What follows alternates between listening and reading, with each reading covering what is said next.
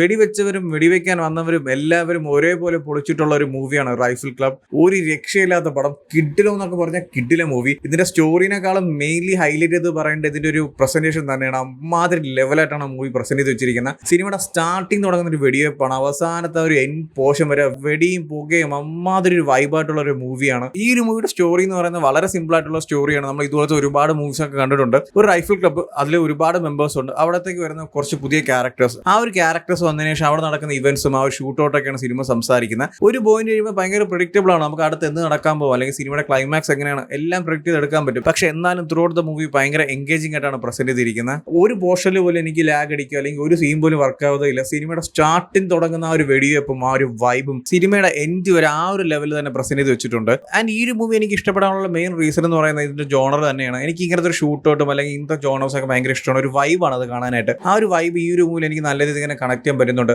And ഈ ഒരു മൂവിയുടെ ഫസ്റ്റ് ഹാഫ് എന്ന് പറയുന്നത് നല്ല കിഡിലോടാണ് പ്രസന്റ് ചെയ്ത് വെച്ചിരിക്കുന്നത്. ആ ഒരു ക്യാരക്ടേഴ്സും അവരുടെ ഇവന്റ്സും ആ ഒരു സിറ്റുവേഷൻസും അല്ലെങ്കിൽ ക്യാരക്ടർ പ്രസന്റേഷനും അതൊക്കെ പൊളിയാണ്. ഓരോ ക്യാരക്ടേഴ്സിനും അവരുടേതായിട്ടുള്ള ഐഡന്റിറ്റി ഉണ്ട്. അത് നമ്മൾ ആ ഒരു സിനിമയുടെ ഫ്ലോയിൽ തന്നെ ഇങ്ങനെ പറഞ്ഞു പോകുന്നുണ്ട്. ആൻഡ് ഫസ്റ്റ് ഹാഫ് എന്ന് പറയുന്ന ഒരു എന്താ പറയുക mix of action and comedy എന്ന് വേണമെങ്കിൽ പറയാം. കോമഡി എന്നൊക്കെ പറഞ്ഞാൽ അങ്ങോട്ടും ഇങ്ങോട്ടും ഊക്ക്, അതാണ് ശരിക്കും പറഞ്ഞാൽ അവർ എൻറ്റയർ മൂവിയിൽ ആ ഒരു ക്ലബ് മെമ്പേഴ്സിൽ എല്ലാവർക്കും അങ്ങോട്ടും ഇങ്ങോട്ടൊക്കെ കിട്ടുന്നുണ്ട്. അതൊക്കെ നല്ല രസമാണ് പ്രസന്റ് ചെയ്ത് വെച്ചിരിക്കുന്നത്. ആൻഡ് ആ സിനിമയുടെ ശരിക്കുള്ള ഒരു പ്ലോട്ട് അല്ലെങ്കിൽ ആ ഒരു എൻഗേജിംഗ് ഫീൽ കിട്ടുന്നതെന്ന് പറയുന്നത് സെക്കൻഡ് ഹാഫ് ആണ്. ആ ഒരു സെക്കൻഡ് ഹാഫിൽ തുടങ്ങുന്നത് ആ ഒരു എൻഡ് വരെ വേറെ ലെവലായിട്ട് തന്നെ പ്രസന്റ് ചെയ്ത് വെച്ചിട്ടുണ്ട്. നല്ലൊരു എൻഗേജിംഗ് ഫീൽ ആണ്. അവിടെ ഉണ്ട് കോമഡിയും കാര്യങ്ങളൊക്കെ, ചില ക്യാരക്ടേഴ്സിന്റെ ഡയലോഗ്സ് ഒക്കെ ഉണ്ട് കേട്ടോ. അതും ഈ ഒരു സീരിയസ് സിറ്റുവേഷൻ്റെ ഇടയ്ക്ക് അവരുടെ കോമഡീസ് ഒക്കെ നല്ല രീതിയിൽ കണക്ട് ആവുന്നുണ്ട്. അല്ലാതെ നമ്മൾ ഈ സീരിയസ് സിറ്റുവേഷൻ ഇടയ്ക്ക് ഒരു കോമഡി കൊണ്ട് പ്ലേസ് ചെയ്യുമ്പോൾ അത് ഭയങ്കര രീതിയിൽ നമുക്ക് ഡിസ്റ്റർബ് ആയിട്ട് തോന്നും. പക്ഷേ ഇവിടെ അങ്ങനെയൊന്നുമില്ല. അത് നല്ല രീതിക്ക് ബാലൻസ് ചെയ്ത് തന്നെ കൊണ്ടുപോകുന്നുണ്ട്. ആൻഡ് എടുത്തു പറയേണ്ട മറ്റൊരു കാര്യമാണ് ഈ ഒരു മൂവിയുടെ മേക്കിംഗ് ക്വാളിറ്റി. ആ ഒരു സിനിമാറ്റോഗ്രാഫി ആയാലും എഡിറ്റിംഗ് ആയാലും കളറിംഗ് ആയാലും മ്യൂസിക് ആയാലും എല്ലാം അടിപൊളിയാണ്. അത് ആ ഒരു എൻറ്റയർ മൂവിനെ തന്നെ വേറൊരു ലെവലിൽ കൊണ്ട് എത്തിക്കുന്നുണ്ട്. എസ്പെഷ്യലി ക്യാമറ വർക്കും ആ ഒരു കളറിംഗും ഒക്കെ എനിക്ക് നല്ല രീതിക്ക് ഇഷ്ടപ്പെട്ടു. ആൻഡ് അതുപോലെ തന്നെയാണ് മ്യൂസിക്കും BGM, അത് ഓരോ സീനെയും നല്ല രീതിക്ക് തന്നെ അപ്ലിഫ്റ്റ് ചെയ്യുന്നുണ്ട്.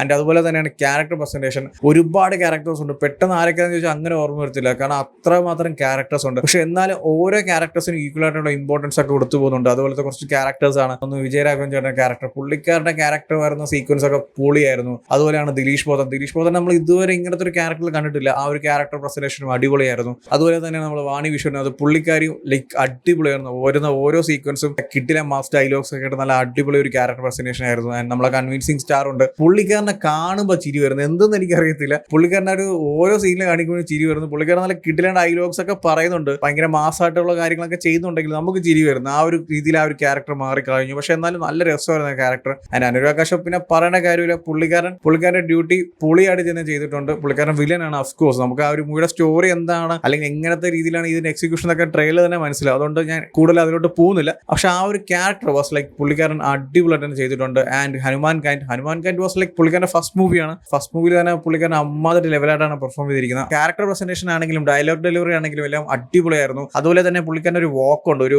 ക്യാരക്ടർ ഉണ്ടോ എന്ന് വേണമെങ്കിൽ പറയാം. ഒരു ക്ലബിലോട്ടൊക്കെ വരുന്നു, അതൊക്കെ കിഡിലുമായിരുന്നു. അതുപോലെ തന്നെയാണ് ഈ ഒരു മൂവിയിലുള്ള മറ്റുള്ള എല്ലാ ക്യാരക്ടേഴ്സിനും അവരുടേതായിട്ടുള്ള ഒരു ഐക്കോണിക് സ്ലോ മോഷൻ സീക്വൻസ് ഒക്കെ ഉണ്ടായിരുന്നു. അതൊക്കെ നല്ല രസമായിരുന്നു കാണാനായിട്ട്. സോ എന്തായാലും മൂവി എനിക്ക് ഓവറോൾ ഇഷ്ടപ്പെടുന്ന നല്ലൊരു അടിപൊളി മൂവിയാണ്. ആ ഒരു 1.5 മണിക്കൂർ ഞാൻ നല്ല അടിപൊളിയായിട്ട് തന്നെ എക്സ്പീരിയൻസ് ചെയ്തു. അമ്മാതിരി ഒരു വൈബ് മൂവിയായിരുന്നു. വലിയ സ്റ്റോറിയും കാര്യങ്ങളൊന്നും പ്രതീക്ഷിച്ച് പോരുത്. നിങ്ങൾ ട്രെയിലറിൽ എന്താണോ കണ്ടത് അതേപോലെ സിമ്പിൾ ആയിട്ടുള്ള സ്റ്റോറി, ഒരു ക്ലബ്ബിൽ നടക്കുന്ന ഷൂട്ടൗട്ടും ഇവന്റ്സ് ഒക്കെയാണ് സിനിമ സംസാരിക്കുന്നത്. സോ അതൊക്കെ മാറി നടത്തി നമ്മൾ ഹോളിവുഡിൽ കാണുന്ന ഒരുപാട് ഷൂട്ടൗട്ട് മൂവീസ് ഒക്കെ ഉണ്ടല്ലോ, അതേ വൈബിൽ കാണാൻ പറ്റിയ ഒരു മൂവി തന്നെയാണ്. സോ എന്തായാലും ചെക്ക് ചെയ്ത് നോക്കുക. ഓൾറെഡി ഈ ഒരു മൂവി കണ്ടവരാണെങ്കിൽ നിങ്ങളുടെ ഒപ്പീനിയൻസ് എന്താ വെച്ചാൽ കമന്റ് ചെയ്യൂ. വീഡിയോ ഇഷ്ടപ്പെട്ടാൽ ലൈക്ക് ചെയ്യൂ, ഷെയർ ചെയ്യൂ. ഇതുപോലത്തെ കൂടുതൽ വീഡിയോസിനായി ചാനൽ സബ്സ്ക്രൈബ് ചെയ്യൂ. Thank you so much.